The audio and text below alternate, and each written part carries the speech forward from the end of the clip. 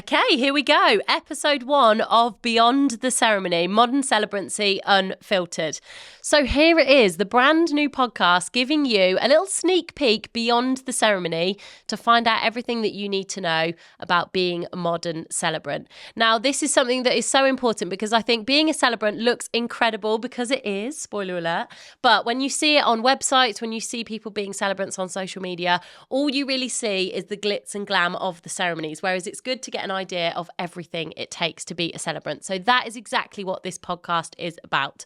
So every episode, we're going to be covering a wide range of different subjects within the celebrant industry. Sometimes it will be just myself, and other times I will have a guest. Now, those guests might be other celebrants, or they might be other people who you'll work alongside in your celebrancy career, like accountants. They are very important to keep happy and make your best friend, especially when you're running a self-employed business. Now, the episodes are going to be out every couple of weeks, so you can listen along and find out if you think being a celebrant is something for you. So, shall we get started? I think let's take it back to basics and start episode 1 with what is a celebrant.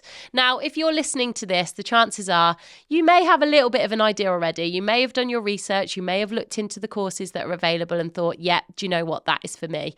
But let's see what the definition of a celebrant is. A celebrant is a person who performs personalised ceremonies for important life events, such as weddings, funerals, and naming ceremonies. So that is the definition on paper.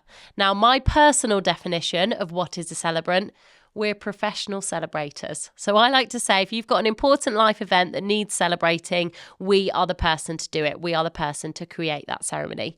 So you can use a celebrant for your weddings, you can use a celebrant for naming ceremonies, vow renewals, funerals, and there are actually a number of more ceremonies that are coming forward. Things like divorce ceremonies, you may not have heard of those before, but you can have a celebrant for those. New identity ceremonies, there's loads of different examples, and that's something that we'll cover on a future episode. What are the different ceremonies that you can use a celebrant for? But on paper, we are there for those important life events, weddings, funerals, and naming ceremonies. Now, how did I become a celebrant? So first of all, I got married myself in 2017, and I got married by a registrar. Myself and my husband had no idea about celebrants. We didn't even know celebrants existed. I can't believe it because it wasn't even that long ago, 7 years, but still, I didn't know celebrants were a thing.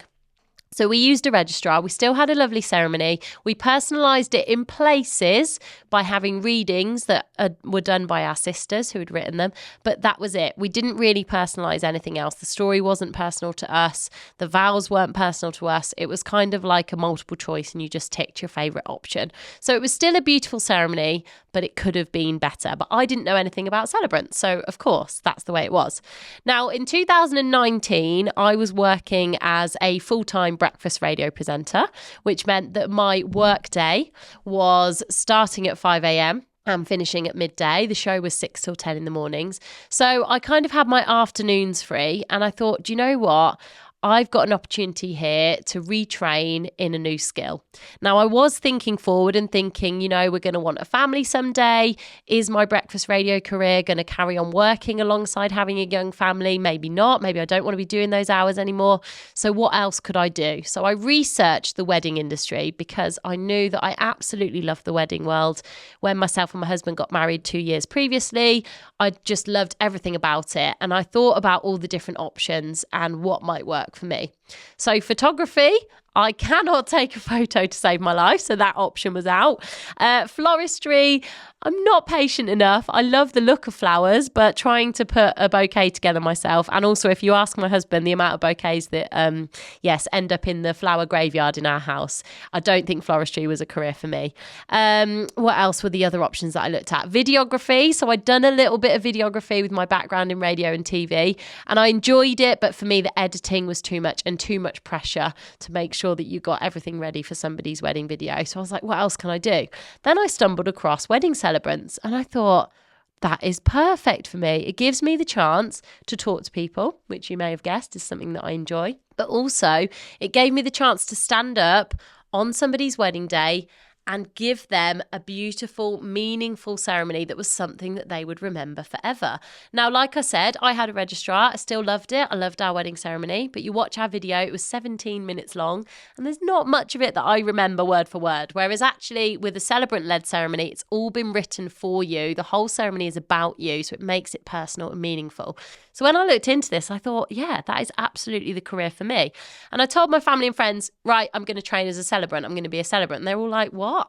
So you're going to be a registrar? I was like, no, not a registrar. I'm going to do the personal side of things. So I'm going to lead personal ceremonies. And they all were kind of like, but you can't do the legal bit. So what's the point? Is there a demand for it?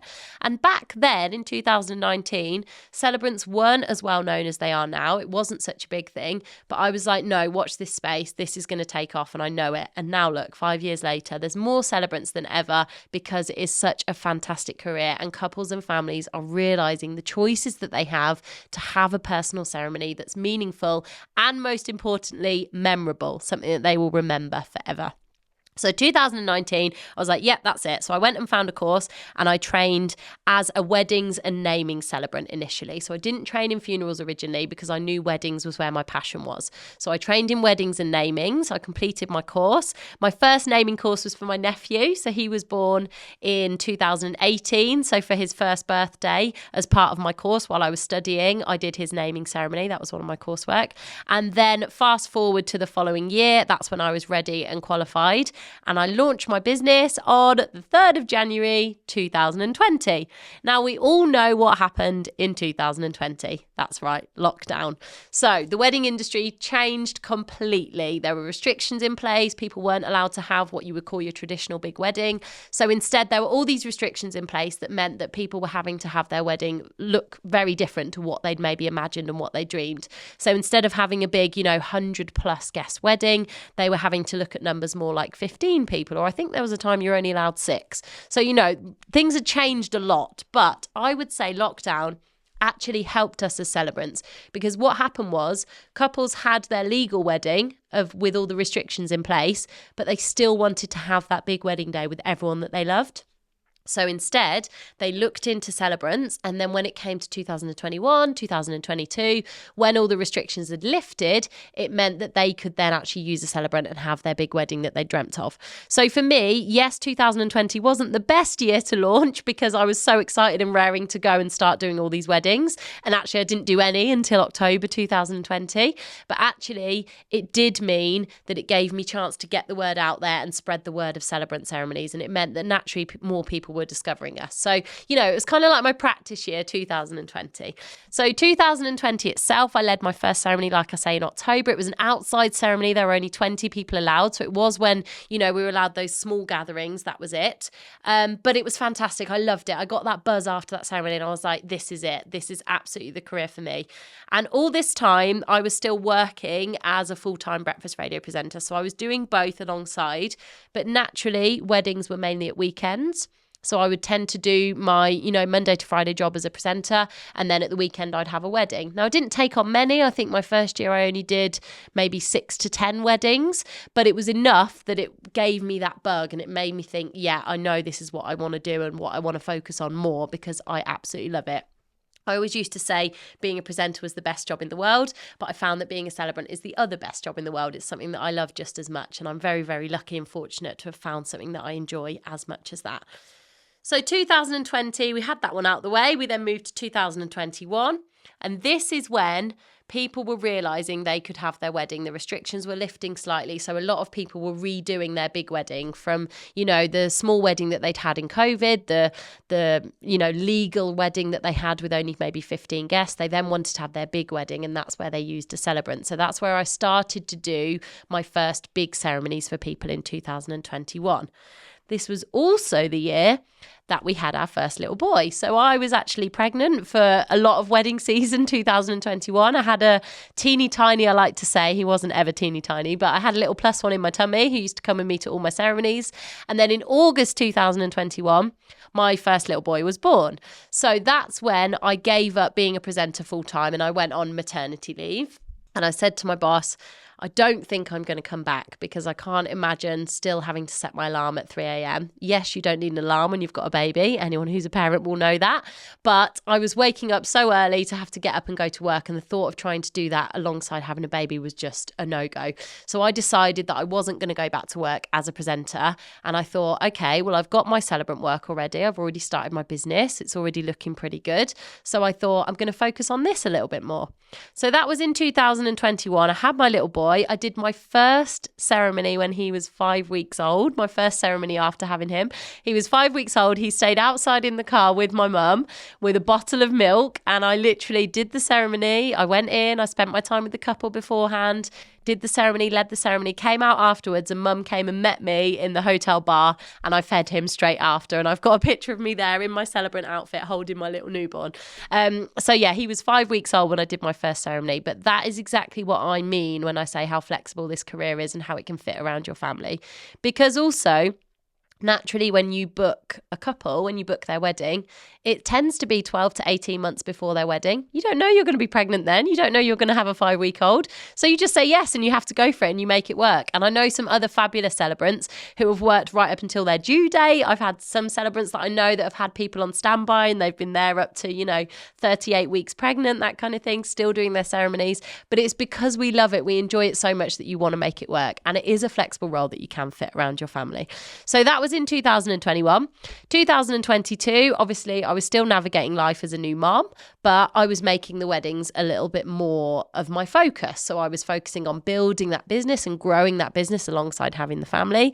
Then we decided, yeah, do you know what? This parent thing's quite fun. Should we have another one? So then we got pregnant again in 2022, towards the end of the year.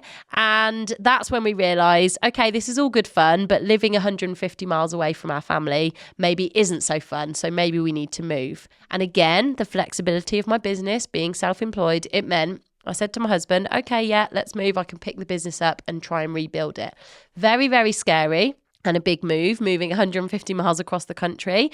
But we did it, we made it work, and I took my Celebrant business with me. So we had our second little boy in March 2023. He was born, and then I focused on, obviously, family life and 2 under 2 life, which is not for the weak, let's say. That was a bit of a baptism of fire into having 2 children. But I focused on that for 2023. And then towards the end of that year, I thought, yeah, do you know what? I'm ready now to focus on my third baby again, which is my business, my Celebrant business. We'd moved a really big, 150 miles across the country. We'd moved counties. We were in Kent before. We lived just on the kind of Warwickshire, Gloucestershire border now. So it was a big, scary move, and it did feel like starting again. But because the Celebrant world is very flexible, it means that I could, rebuild my business. I still use my experience that I had from all the ceremonies that I'd done in Kent and working with the families in Kent. But I just had to move it up this way and just, re-establish myself in a new area. And yes, it was a scary year, but I worked hard. I went out there and made sure that I did loads of networking and went and met with loads of new people. And I managed to re-establish my business in a new area last year. And actually at the end of last year, I ended up winning 2 awards for my Celebrant work. So, it was one of those things that I felt like the new girl, but with experience. I felt like I'd got all this experience from being a Celebrant in Kent, but I needed to start again. And that's kind of what happened last year. So last year, I decided that as this was going to be my focus and this was going to be my full-time role and I was going to get back to work, so to speak, after having my second little boy, I thought I need to add another string to my Celebrant bow, because weddings are fantastic, but because I was starting again in a new area, it maybe wasn't enough financially to keep me going full-time. So I trained in funerals at the start of last year. I became a funeral celebrant and did my training in January and February. And then by March, I was qualified to deliver funerals as well. So I started offering funerals. My first one was in May last year. So from May till the end of the year, obviously, was when I started doing funerals as well.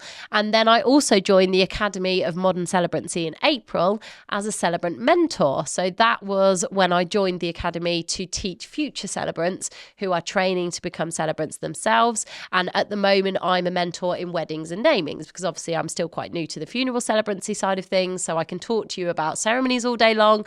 But I think for mentoring, weddings and namings is where my strength was because that was where I got the most experience. So I started mentoring in April last year. And since then, I have absolutely loved it. I've had so many different students from all different backgrounds, all different ages, different people who have just decided that being a celebrant is for them. Whether it's something that they're in a job that they don't enjoy and they want to change, whether they're like me, parents themselves, and they want something that's flexible around a family. Maybe, again, like me, they had the bug from doing a wedding, absolutely loved it and thought, you know what, I need to still do something in weddings. Or it might be that they've been to a celebrant-led ceremony, whether that be a funeral, a naming or a wedding, and thought that looks like the best job in the world. And they decided that, yes, that's what they want to do. They wanted to train. So that's kind of what's brought me to where I am now. So I now work as a full-time celebrant in weddings, namings and funerals. And then I also work as a celebrant mentor for the Academy of Modern Celebrancy. So we, of course, last year were having a chat about things and we thought, you know what 2025 needs? A brand new podcast. And that leads us to where we are now. So we are starting with Beyond the Ceremony, which is, of course, this lovely podcast for you to discover everything that you need to know about being a celebrant. And I am just absolutely honoured and so excited to be hosting it because I feel like in those 5 years of mine, I've had that path and that journey that I've just taken you on. But you'll meet another celebrant who might be in with me next week and their journey will be completely different and their reasons for doing it will be completely different. So I think that's one thing that this podcast will hopefully show you, the differences in this career. So many people from so many different backgrounds, so many people with different reasons, different whys for why they want to do it. And hopefully you might have a listen to this and think, yeah, do you know what? Some of that resonates with me. Or you might think I've got completely different reasons. But whatever it is that you think about the reason why you want to be a celebrant, I'm hoping that this podcast will give you everything that you need to know and kind of give you a little sneak peek into the behind the scenes world and what it's like to actually do this job day to day. So I'm going to finish with my one piece of advice to anyone that's wanting to start a career as a celebrant. I'm going to be asking all my guests this that join me, but I will start with my one piece of advice, and mine is network. Networking is everything. Now, this is with fellow celebrants to build your network. That community over competition is so important, but also networking with other people within the industry, whether that be venues, whether that be photographers, whether that be wedding planners.